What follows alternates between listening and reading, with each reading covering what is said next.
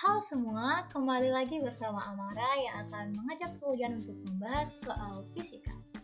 Namun pada kali ini, soal fisika yang akan kita bahas itu sedikit berbeda ya teman-teman, sedikit spesial karena soal kali ini kita akan membahas soal-soal yang pada tadi pagi baru saja keluar pada penilaian harian CP1 mengenai pengukuran. Oke, kita lanjut aja. Sebelum kita mulai membahas soal, kita harus tahu dong soal apa aja yang bakal kita bahas. Jadi di soal pertama, kita akan bertemu dengan soal yang berkaitan dengan dimensi. Yang dimana kita akan disuruh untuk memecahkan soal yang berkaitan dengan dimensi. Ya iyalah, namanya juga soal dimensi. Kemudian yang kedua yaitu kita akan bertemu dengan jangka sorong. Ya, betul sekali. Kita akan bertemu dengan jangka sorong yang dimana kita akan diminta untuk menentukan hasil pengukuran lengkap dengan ketidakpastian. Kemudian yang ketiga, kita akan bertemu dengan mikrometer sekrup. Sama seperti jangka sorong, kita juga diminta untuk menentukan hasil pengukuran lengkap dengan ketidakpastiannya.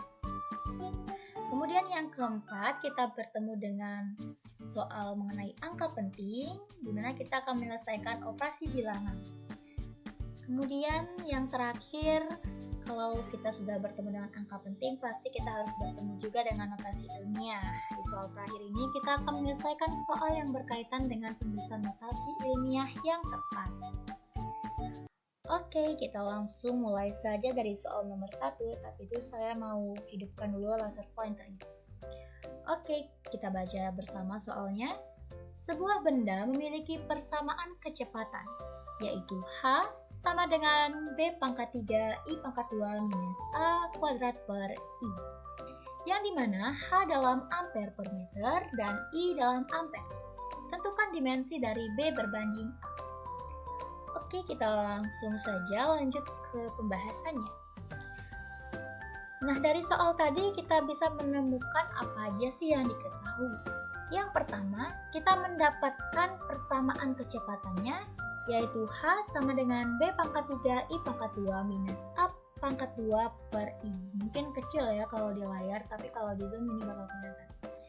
Kemudian ini merupakan lambang dari arus listrik, yang dimana arus listrik memiliki satuan yang disebut dengan ampere. Satuan SI-nya adalah ampere. Dan arus listrik ini juga memiliki dimensi, yaitu yang dilambangkan dengan I juga. Tetapi bedanya pada dimensi ditulis di dalam kurung siku. Kemudian yang kedua ada H, yang dimana H ini merupakan kecepatan. Kecepatan itu di sini memiliki satuan ampere per meter. Kemudian memiliki dimensi yaitu I per L yang juga ditulis di dalam kurung siku. Nah, lalu gimana sih caranya nyari dimensi B berbanding A-nya?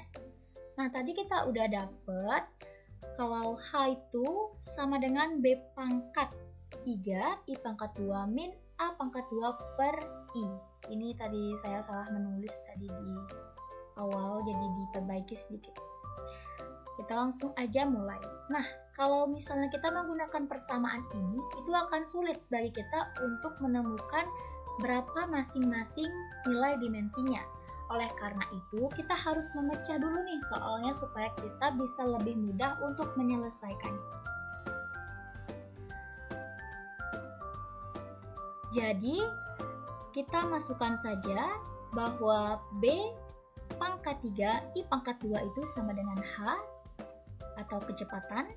Kemudian B pangkat 3 kita masukkan dimensi dari arus listrik yaitu I, kemudian karena ada pangkat 2 kita masukkan juga pangkat 2-nya, sama dengan kita masukkan juga kalau misalnya arus listriknya sudah dimasukkan dimensinya, maka kecepatannya juga harus dimasukkan dong dimensinya, maka kita masukkan I per L sebagai dimensi dari kecepatan. Kemudian lanjut B pangkat 3 I pangkat 2 dimensinya ini sama dengan, kita langsung masuk karena pada dimensi itu tidak boleh ada pecahan. Jadi yang tadi sebagai penyebut ini dia naik ke atas, juga sama-sama tempatnya di atas. karena dia udah naik, jadi dia pangkatnya adalah pangkat min 1. Nah, kalau misalnya tadi yang I-nya karena dia tetap, maka dia pangkatnya adalah pangkat 1. Kemudian kita lanjut lagi, P pangkat 3 sama dengan I pangkat min 1, L pangkat min 1. Kemudian B sama dengan I pangkat min sepertiga, L pangkat min sepertiga. Ini harusnya ada di lebih atas lagi sedikit, tapi karena di atasnya sudah tidak ada ruang, jadi saya tulis seperti ini. Nah, jadi kita sudah mendapatkan dimensi B-nya, yaitu I pangkat min sepertiga dan L pangkat min sepertiga. Ini merupakan dimensi B. Kita sudah dapat dimensi salah satunya. Kemudian setelah kita mendapatkan dimensi B, kita langsung mencari dimensi A. Dimensi A dapat dicari sama seperti dimensi B. Pertama kita masukkan dulu A kuadrat per I sama dengan H. Kemudian A kuadrat kita masukkan dimensi I-nya, yaitu I yang ditulis dalam kurung siku, sama dengan I per L yang juga ditulis dalam kurung siku, yang merupakan dimensi dari H atau kecepatan. Kemudian kita masukkan saja ini angka-angkanya. A pangkat 2, I pangkat min 1 sama dengan I pangkat 1, L pangkat min 1. Karena ini sama seperti yang tadi, tidak boleh ada pecahan, harus dinaikkan, jadi pangkatnya pangkat min 1. Kemudian masukkan lagi ini, tapi ini yang di kedua, yang di pada baris kedua ini, yang I di sini dia pindah ruas ke kanan, jadinya ini berubah jadi pangkat, dia jadi punya pangkat 2. Kemudian A sama dengan I kok 1, I pangkat 2 per 2, L pangkat min setengah. 2 per 2 ini bisa dibagi mendapatkan hasil 1. Jadi didapatkanlah dimensi dari A ini adalah I pangkat 1 dan L pangkat setengah. Maka setelah kita mendapatkan masing-masing dimensi yang tadi, kita masukkan. Perbandingan itu artinya adalah per, jadi kita tulis dalam bentuk per. Dimensi dari B-nya ini adalah I pangkat min sepertiga, L pangkat min sepertiga per. Masukkan dimensi A-nya I pangkat 1, L pangkat seperdua. Kemudian untuk memudahkan menghitung, kita bawa yang tadi menjadi penyebut, bawa ke atas, tandanya berubah, tentu tandanya berubah. Dari pembagian, dia menjadi kali. Pangkatnya juga nilainya berubah. Yang tadi positif berubah jadi negatif, yang tadi negatif berubah jadi positif.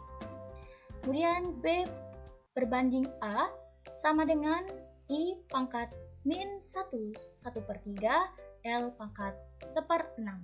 Jadi, didapatkanlah dimensi dari B berbanding A sama dengan I pangkat min 1 per 3, L pangkat 1/6. Saya ulangi sekali lagi, tadi mulut saya belibet. Jadi, dimensi B berbanding A sama dengan I pangkat min 1 per 3, L pangkat 1/6. Kalau misalnya tidak mau ada pecahan campuran, kita bisa ubah 1 per 3 ini menjadi min 4 per 3. Oke. Jadi segitu hasil untuk soal nomor 1. Oke, selanjutnya kita akan membahas soal nomor 2. Di soal nomor 2 ini ada jangka sorong yang dimana kita diminta untuk menentukan hasil pengukuran dan ketidakpastiannya. Jadi saya sudah mendapatkan skala utamanya yaitu 0,8 cm. Mana dia ini 0,8 ini ya, 0,8. Kemudian skala noniusnya saya dapatkan 6,5. Mana dia 6,5 ini 6,5. Kemudian skala noniusnya ini kita kalikan dengan 0,01, didapatkanlah 0,065 cm. Jadi hasil pengukuran atau kita sebut dia dengan X, yaitu skala utama ditambah dengan skala nonius 0,8 ditambah dengan 0,065 Didapatkanlah hasil 0,865 cm. Kemudian setelah kita menentukan hasil pengukuran yang dilambangkan dengan X ini, kita juga harus mencari yang namanya nilai ketidakpastiannya. Nilai ketidakpastian ini dilambangkan dengan delta X. Yang dimana rumus dari nilai ketidakpastian itu adalah 1/2 dikali dengan NST atau nilai skala terkecil. Jadi pada jangka sorong yang ini memiliki nilai skala terkecil yaitu tepatnya 0,005. Jadi 1/2 dikalikan 0,005 didapatkanlah hasil nilai ketidakpastiannya yaitu 0,0025 cm. Jadi didapatkanlah hasil pengukuran yaitu sama dengan X plus minus delta X. Jadi hasil pengukuran sama dengan 0,865 plus minus 0,0025 cm. Kemudian kita lanjutkan ke soal nomor 3. Di soal nomor 3 ini kita diminta untuk mencari hasil pengukuran lengkap dan dengan ketidakpastiannya pada mikrometer sekrup. Saya telah mendapatkan skala utamanya yaitu 19,5 mm, karena dia ini 19,5, ini 19, ini 5-nya, 5-nya. Kemudian skala non-Euclidnya didapatkan 9. Ini dia 9 skala non-Euclidnya. Skala non-Euclid ini kemudian kita kalikan dengan 0,01 sehingga didapatkan 0,09 mm. Kemudian didapatkanlah hasil pengukuran yang dimana skala utama ditambah dengan skala minus yaitu 19,5 ditambah dengan 0,09. Dapatkanlah nilai X ini 19,59 mm. Kemudian kita setelah mendapatkan X ini kita juga harus mencari nilai delta X atau nilai ketidakpastiannya.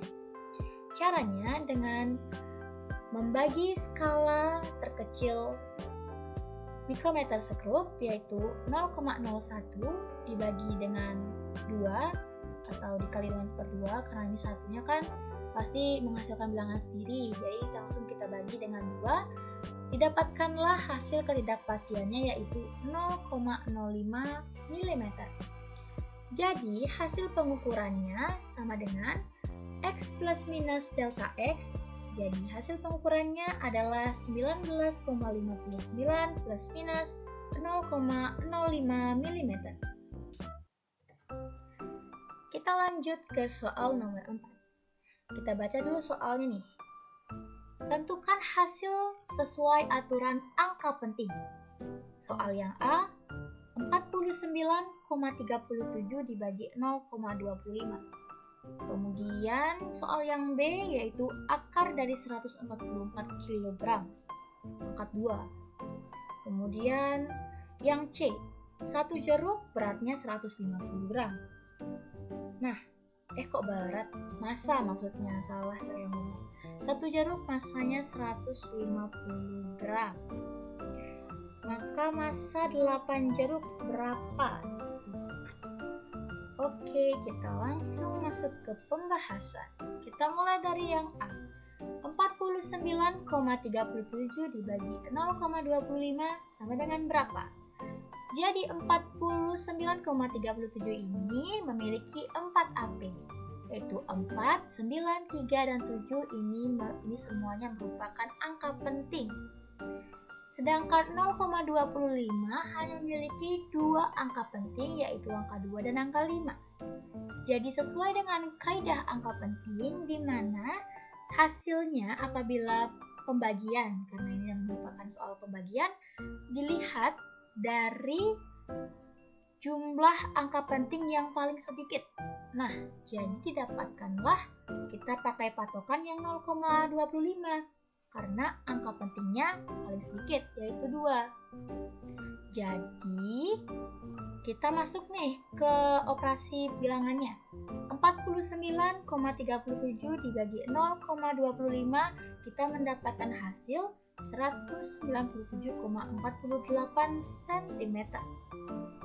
Tetapi 197,48 cm ini memiliki 5 AP dan itu telah keluar jalur dari kaidah angka pentingnya. Jadi untuk mendapatkan 2 AP saja kita harus membulatkan 197,48 ini menjadi 200. Nah, tapi kalau cuma 200, angka pentingnya baru 1, yaitu angka 2. Sedangkan dimintanya yaitu 2 angka penting. Jadi supaya bisa memiliki 2 angka penting, 200 ini di bawahnya diberikan garis sehingga angka pentingnya terbaca sebanyak 2 angka penting. Jadi, hasil dari 49,37 dibagi 0,25 jika dihitung sesuai dengan kaidah angka penting didapatkanlah 200 dengan catatan 0 setelah angka 2 diberikan garis di bawahnya. Kemudian soal yang B yaitu akar 144 kg. Berapa nih hasilnya? Nah, kalau kita hitung secara manual, berapa sih akar dari 144? Tentu langsung tahu jawabannya yaitu 12. Nah, tapi 144 ini memiliki 3 angka penting. Nah, pada akar pangkat kali bagi, angka pentingnya dilihat dari angka yang paling sedikit. Nah, tapi karena ini dia mengoperasikan dirinya sendiri, jadi kita hanya melihat dari angka di sini saja, yaitu 144 yang memiliki 3 angka penting. Nah, kalau 12, angka pentingnya baru ada 2. Baru angka 1 dan angka 2 saja. Untuk bisa mendapatkan 3 angka penting, maka setelah angka 12, kita memberikan koma 0. Sehingga hasil dari akar 144 kg pangkat 2 ini, jika kita hitung menggunakan kaidah angka penting, didapatkanlah. Oke, selanjutnya kita masuk ke soal yang C, yaitu menghitung massa jeruk. Jika satu jeruknya itu memiliki massa 150 gram, maka berapa massa 8 jeruk? Pertama-tama kita kalikan dulu nih, manual 150 dikalikan dengan 8, maka didapatkanlah hasil 1200 gram. Nah, 150 ini memiliki jumlah angka pentingnya 2. Yaitu angka 1 dan angka 5. Angka 0 ini bukan angka penting. Sedangkan 8 memiliki 1 angka penting. Jadi hasil operasi bilangannya harus memiliki 1 angka penting. Karena ini merupakan operasi perkalian yang dimana hasil operasinya itu diacu dari jumlah angka penting yang paling sedikit. Yaitu angka penting pada 8 hanya 1 angka penting. Jadi, 1200 ini yang merupakan hasil dari perkalian 150 dikali 8 dibulatkan menggunakan aturan angka penting menjadi 1000. Sehingga hasil operasi bilangannya sudah memiliki 1 angka penting. Nah, kalau pada 1000 ini kan angka pentingnya cuma angka 1. Ini 03 di belakang kan tidak termasuk angka penting. Jadi sudah sesuai dengan kaidahnya ini yang perkalian diacu dari jumlah angka penting paling sedikit. Jadi 150 dikali 8 yang pada awalnya hasilnya merupakan 1200 gram diubah menggunakan aturan angka penting mendapatkanlah hasil 1000 gram, atau jika dikonversi menggunakan satuan internasional ke kilogram dibagi 1000 maka didapatkanlah 1 kilogram, sehingga hasilnya sudah mendapatkan 1 angka penting. Kemudian kita lanjut ke soal yang terakhir, yaitu soal nomor 5. Pada soal nomor 5 ini kita kita diminta untuk menjawab 0,0692 GS sama dengan titik-titik-titik NS. Dan kemudian soal yang B-nya 82.100 PHZ sama dengan berapa MHZ. Nah, kita jawab dulu dari soal yang nomor 5A. Soal nomor 5A ini. Jadi 1 GS atau Giga Siemens, GS itu Giga Siemens, itu setara dengan ini nolnya ada 18. Ada 18. Gimana bacanya ya? Ya pokoknya nolnya ada 18 nanosiemens. Maka 0,0692 gigasiemens sama dengan 692.0000000000000 nanosiemens. Nah, nggak mungkin kan kita baca kayak gini. Saya aja yang menjawab, saya nggak bisa dibaca berapa banyak nolnya. Oleh karena itulah kita harus menulis ke dalam notasi ilmiah yang memudahkan untuk pembacaannya. Oleh karena itu kita ubah dari yang 0,000 yang banyak ini menjadi 6,92 dikali 10 pangkat 16 nanosiemens. Ini merupakan bentuk notasi ilmiah dari 0,0692 gigasiemens. Kemudian yang soal 5B yaitu 82.100 PHZ. PHZ ini merupakan picohertz. Ya, begitulah bacanya. Berapa megahertz? Nah, jadi 82.100 picohertz ini setara dengan 0,0000000000821 megahertz.